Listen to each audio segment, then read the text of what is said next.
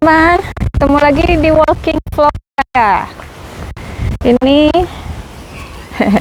sebenarnya ini nggak jauh dari kota ya, dibilang hiking juga enggak, makanya disebut walking vlog aja. Ada tangga di reruntuhan. Ini bekas reruntuhan Perang Dunia Kedua juga ya. Tapi hari ini sih saya nggak mau bahas tempat ini.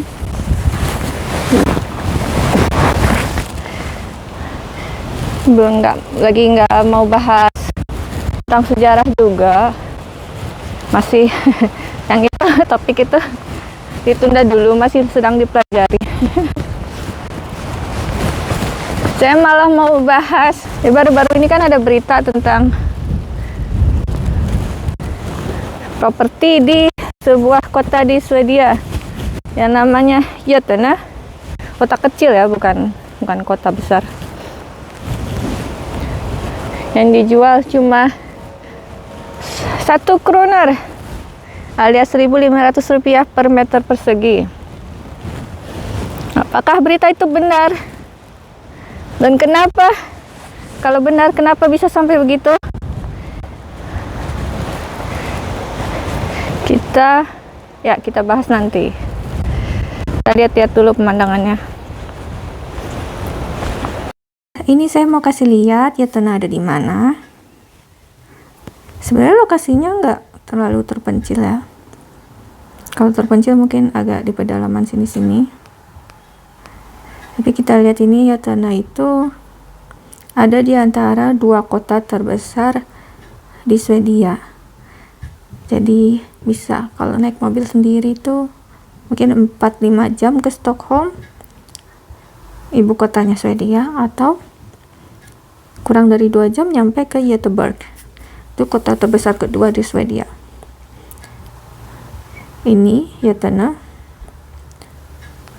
lebih tepatnya pusatnya Götene, karena Götene itu nggak cuma di bagian kotanya ini, tapi juga di sekitarnya. Itu semua termasuk municipality atau komune Götene. Itu ini bagian kota ini dan di sekitarnya. Jadi jumlah penduduk kotanya ada 5.000, dan kalau total penduduk di komunenya 13.500. Itu ada di scp.se.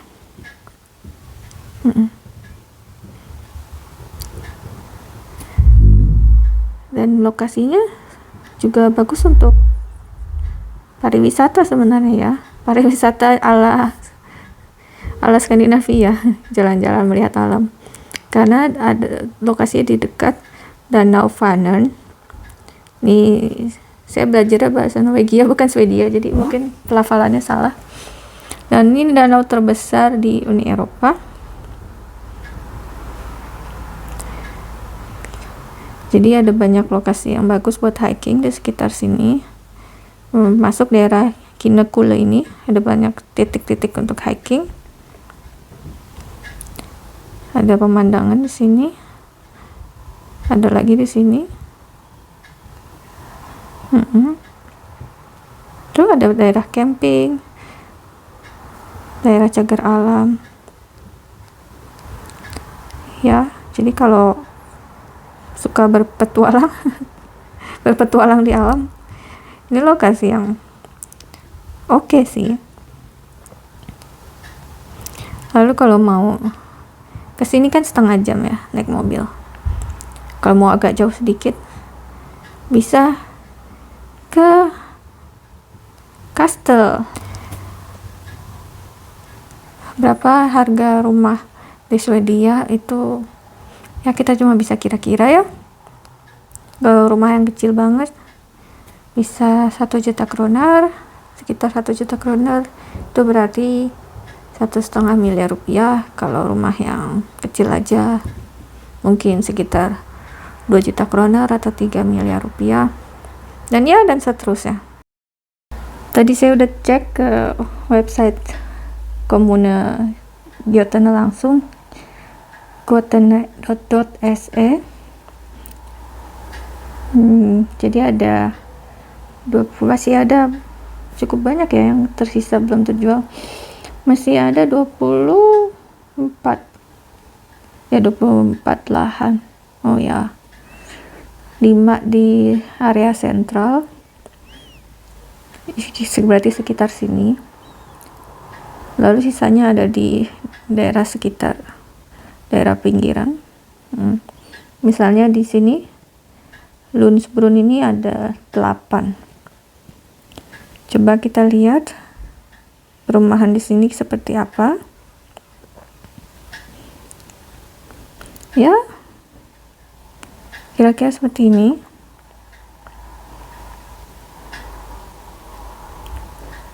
Lumayan ya, pekarangannya cukup luas.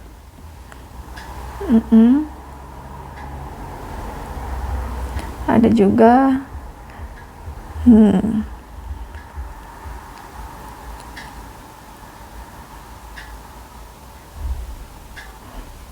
misalnya, oh ya, ada juga tiga plot di daerah sini. Yosater.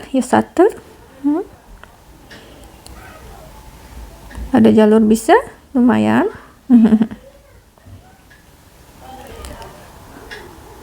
Ada 2 plot di Forshem, bahkan ada jalur kereta api.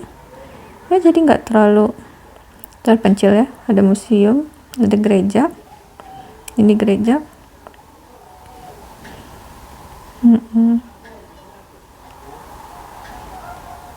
Ya, dan ada beberapa lainnya. Oke, tadi kita udah lihat Yotana itu di mana, di Swedia bagian mana. Sekarang, apakah berita itu hoax? Nggak hoax ya, itu berita benar. Tapi mungkin sebagian video yang beredar tentang tempat itu kurang tepat atau kurang lengkap, bukan kurang tepat.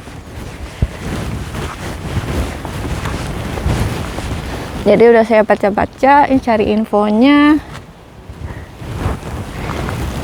Jadi itu betul, municipality Yotana itu membuka bidding, penawaran untuk 29 atau 30 plot properti di Yotana dengan harga cuma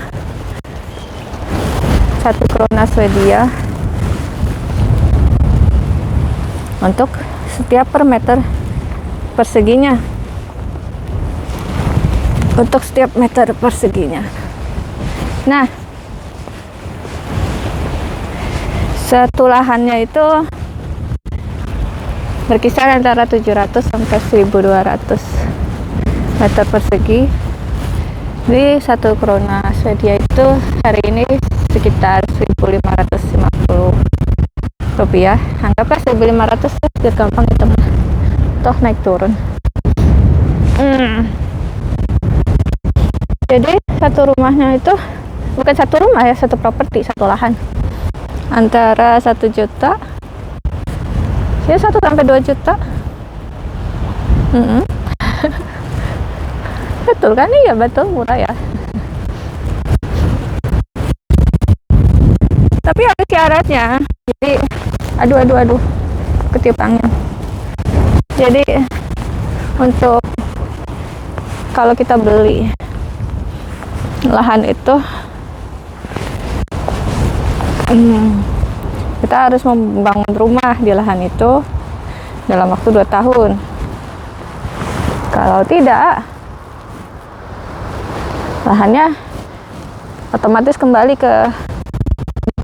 dimiliki oleh kota, oleh Yotana. Jadi dibilang ya betul, beritanya bukan hoax, tapi kadang-kadang kan tidak disebutkan syaratnya. Jadi kenapa Yatana melakukan itu?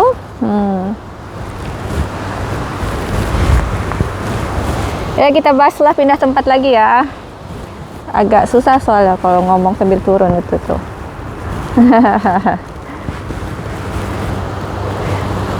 Oh, lihat ada perahu, kapal. Kita kepoin. Enggak sih, nggak bisa kelihatan. Nggak kelihatan.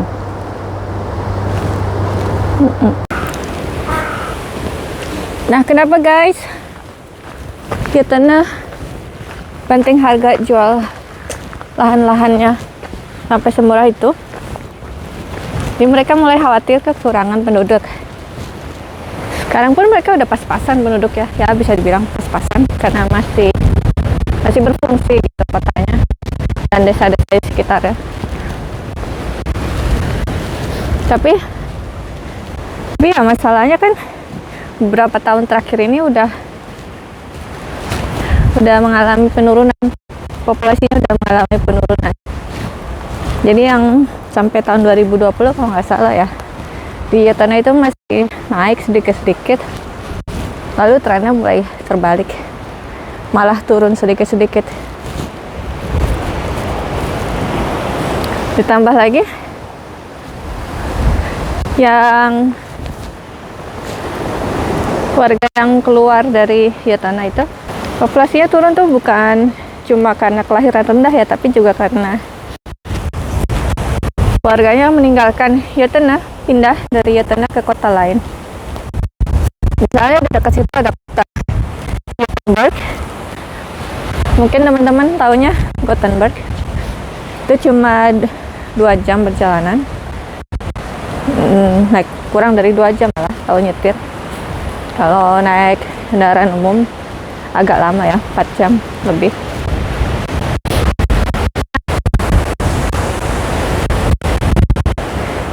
Jadi penduduknya udah pas-pasan dan mulai menua karena anak mudanya pindah.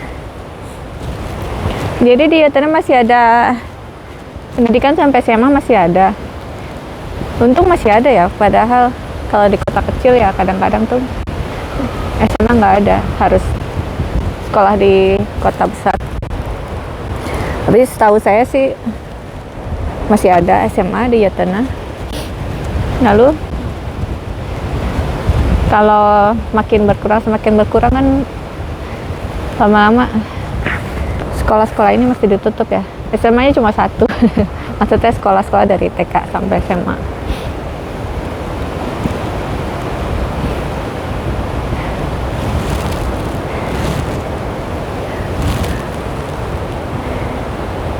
Ada seagull.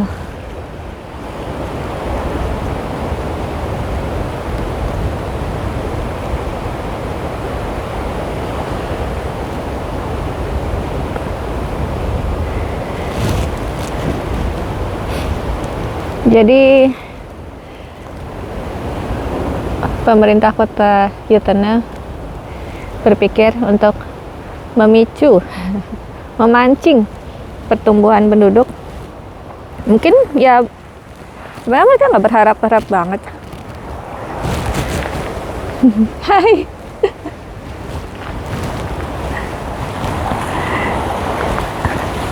Ada orang tadi. Mereka juga nggak berharap banyak ya ketika melakukan penjualan ini. Lebih kayak coba-coba. Siapa tahu ada yang mau beli gitu. Harapannya sebenarnya kecil tadinya. 2 atau 3 lahan, moga-moga ada yang beli dan benar-benar bangun rumah di situ.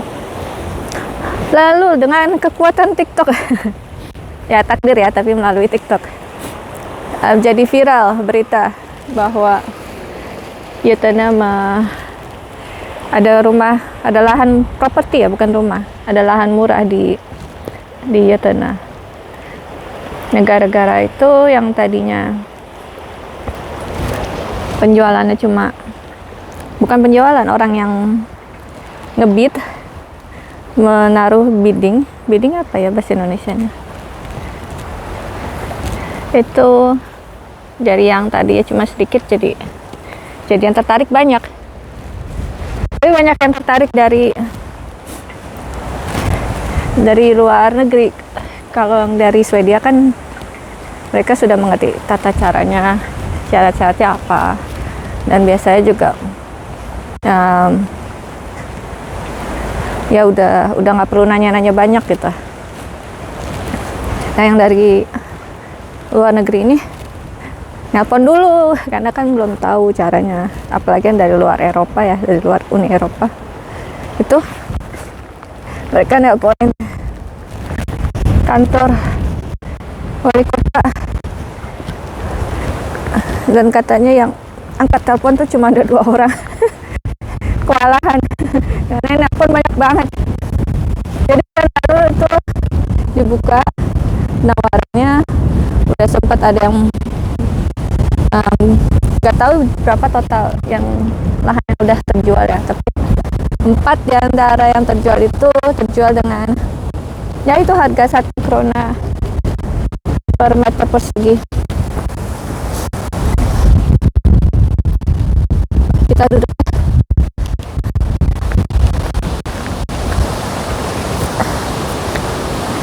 Tapi gara-gara peminatnya membludak, jadi prosesnya dihentikan dulu. Nanti awal Agustus dibuka lagi. Terutama itu karena ya ini dari pihak penjual ya, komune Götene dari pihak sebagai pihak penjual mau mempelajari syarat-syarat prosesnya, birokrasinya untuk pembeli dari luar negeri terutama. Dan mungkin mereka akan menambahkan syarat baru selain harus membangun 2 tahun, bukan 2 rumah, 2 tahun setelah harus membangun rumah, 2 tahun setelah membeli lahan.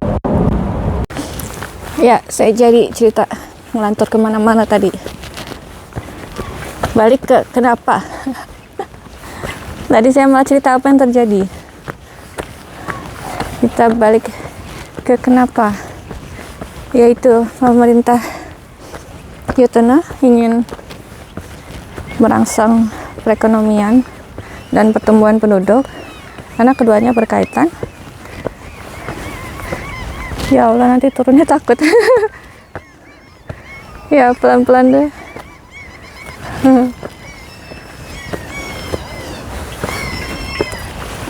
Dengan menjual lahan dengan murah. Nanti di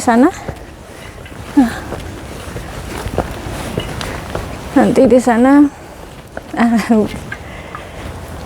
sesudah kalau terjual, kalau ada yang entah itu keluarga atau bisnis yang membeli tanah tersebut, bisa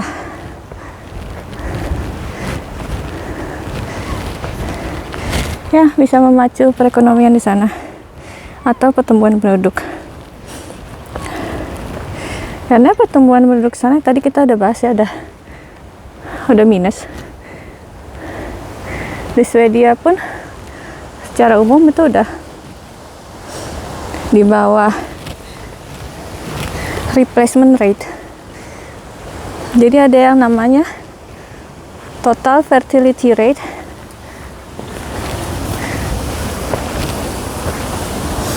Itu artinya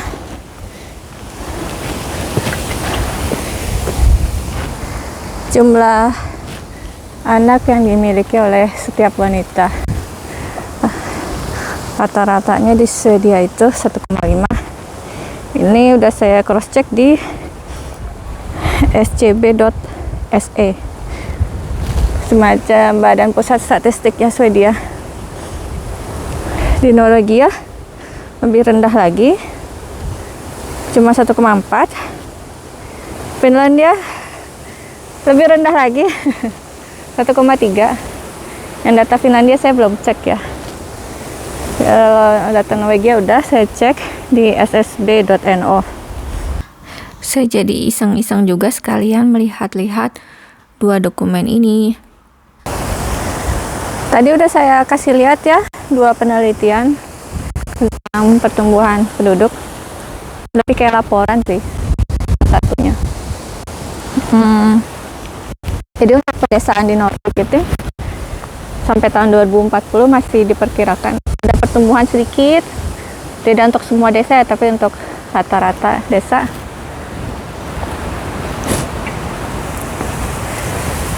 Desa dan kota kecil.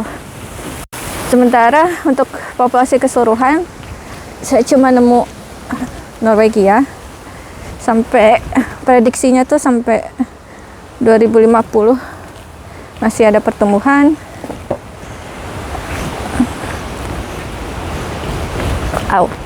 Nabrak. Kalau lebih optimis bisa sampai 2060. Dan negara-negara Nordik ini kan negara tujuan imigran ya, jadi mempunyai rasio surplus imigran, surplus migrasi, lebih banyak yang berimigrasi daripada yang beremigrasi. Ini bisa membantu untuk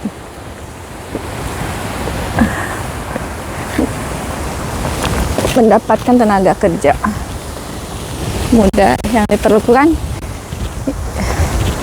ketika warganya semakin menua. Ya, tapi itu solusi sementara ya, solusi jangka pendek, karena orang kan nanti berintegrasi dengan, jadi setelah orang bermigrasi nanti mereka berintegrasi dengan nilai-nilai kebiasaan-kebiasaan setempat, dalam hal ini Skandinavia, gaya hidupnya dan sebagainya. Kalaupun mereka berasal dari negara yang jumlah anaknya banyak, fertility rate tinggi, ketika pindah ke Norwegia ya mereka jadi cenderung ikut ke gaya hidup di sini. Fertility rate-nya turun juga untuk imigran, kecuali yang udah datang bawa anak ya. Itu kan anak-anak yang dilahirkan di budaya asal, tempat asal. Ya begitu teman-teman. Kayaknya sudah habis ya. Nanti kalau kepikiran lagi saya tambahin. Sekarang saya perlu mikirin gimana cara turunnya. Sebenarnya bingung. Doain ya. Bismillah. Aduh, astagfirullah. Karena saya belepotan banget ceritanya kalau sambil jalan-jalan. Ini sekarang saya bacain dari website resminya. Betul bahwa municipality Götene di Swedia akan menjual 24 lahan, sisanya 24 dari 29 atau 30 pada 7 Agustus nanti. Lelangnya akan dibuka kembali. Lelangnya dimulai dari 1 krona Swedia atau 1.500 rupiah. Ada persyaratannya, harus punya rekening bank Swedia, harus membangun rumah permanen residen, rumahnya yang permanen ya, bukan gubuk, dalam 24 bulan. Kalau tidak selesai, tanahnya akan dikembalikan ke municipality dan pembelinya kena denda 100.000 kroner. Lalu pada masa itu lahannya tidak boleh dijual, dan begitu kita resmi menjadi pembelinya, kalau kita menang lelang, kita harus membayar biaya koneksi air dan selokan sekitar 170.000 kroner. Selain itu ada biaya izin bangunan sekitar 30.000 kroner, dan listrik, koneksi listrik 40.000, sekitar 40.000 kroner, koneksi internet cepat 30.000 kroner. Ya, itu syarat-syarat yang harus diperhatikan. Kira-kira itu semua informasi pentingnya. Apakah teman-teman ada yang mau membelinya?